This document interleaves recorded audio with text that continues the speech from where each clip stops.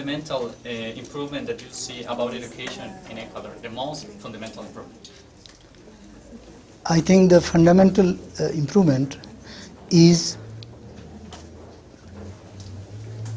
in terms of education as highest priority, well planning through national education plan and its implementation, which is in terms of process, and then devoting necessary education, investment in education to achieve the objectives that are laid down.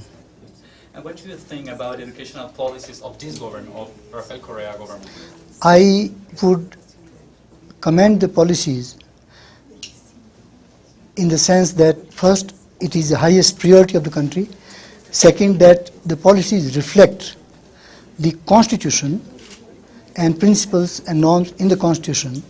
And thirdly, that these norms and principles themselves reflect the obligation of the state of Ecuador under international human rights treaties. And therefore, you have a process of education based on implementation of planned policy which is in conformity with international norms and principles. And in terms of the most impressive education level improvement that you see in Ecuador, what else do we have to improve? What else do we have to improve in terms of this change of the education? You mean to say that, for example, what are achievements is one thing. Yeah, what further remains to be done? Yeah, we are in a process. Yeah, that's right. Because we began this change in 5 years, but we have something to improve. What else do we have to improve? I think that this is, as I said, historic process of reform, which is so important to pursue on the basis of stability and with the full commitment and engagement of the country, which seems to be, in my view, the case. But the process to be implemented fully in terms of reforms means that there are a number of reforms which are ongoing, but some areas deserve special consideration because they are of critical importance. For example, take the question of quality. The government is elaborating the standards of quality. So obviously this is a necessity because you need standards to measure quality and learning achievements. But quality cannot be achieved unless there are qualified teachers. And this is an area where there is need for meeting this challenge, and I would think that the question of having sufficiently qualified teachers, for example, is very important, giving them the opportunity but asking them also to undertake their responsibility and investing in training, which is not easy thing. Take just one aspect.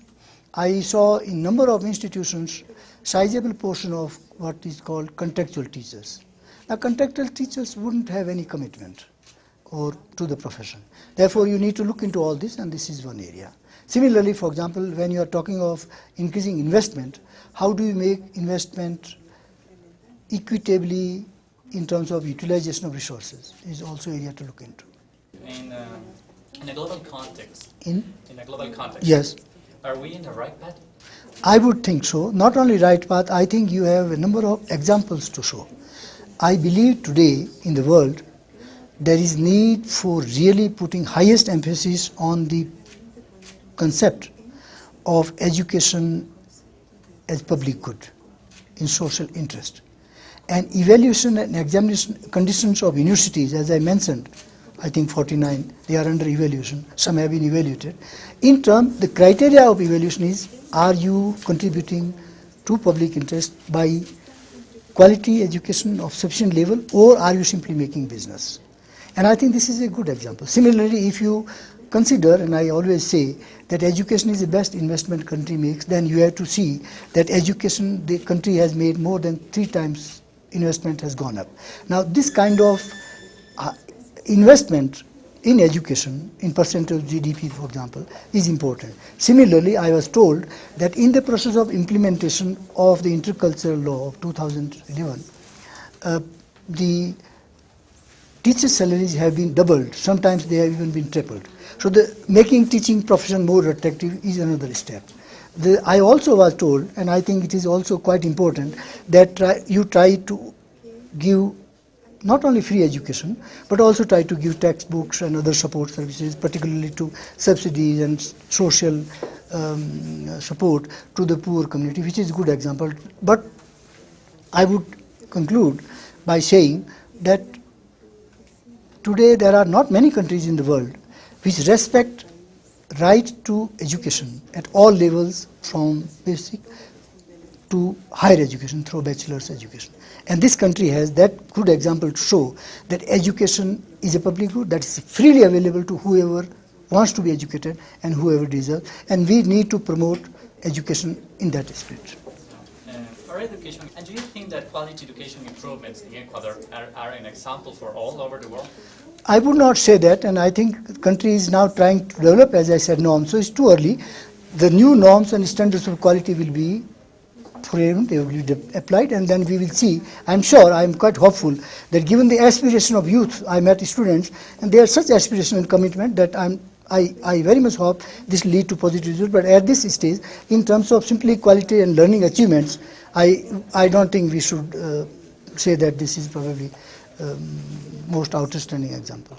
And the last question, after your visit to Ecuador, what's your message? What is your message? My message will be in my report. I'll present to General Human Rights Council report. But my message, and I will examine all the questions in detail. But at this stage, I said in my press conference that education is not only responsibility to the state, it is also a social responsibility. And my message is therefore, given the highest priority of education, involve all the people, all civil society actors, etc., partners in implementation of reform process with the maximum possible commitment and maximum possible support.